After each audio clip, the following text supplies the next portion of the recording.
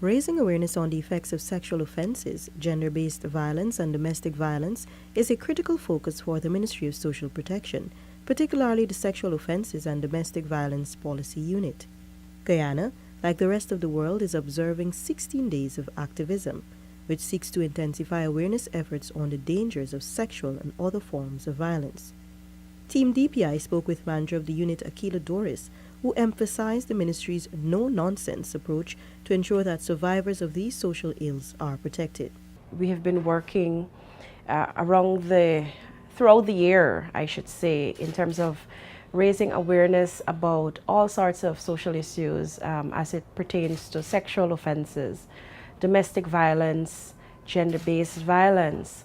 The unit manager is calling on the media to liaise with government agencies to get the facts and avoid sensationalizing sexual offenses and domestic violence cases, given the negative impact on survivors. In everything that we do believe that the media needs to be responsible in their journalism and so forth. Also, when in relating stories, as it relates to the identity of victims or survivors of this horrible crimes, you try to maintain the privacy of that person. Guyana is the first in the Caribbean to have established a specialized court for sexual offenses that is sensitive to the needs and circumstances of victims.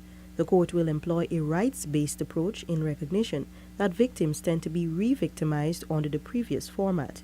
Ms. Doris said paramount to the unit's intervention is maintaining the safety of survivors. A support system is critical to encourage them to break the silence.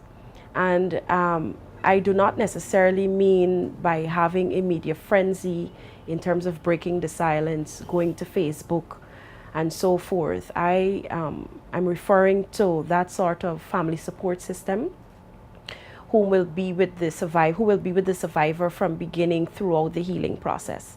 That's important. She called for a change in attitude towards those persons who have endured sexual and other forms of violence. It's never the survivor's fault. It's never their fault. And we need to ensure that when we get our messages out there, our focus is on the perpetrator. And the perpetrator must be held accountable for his or her actions.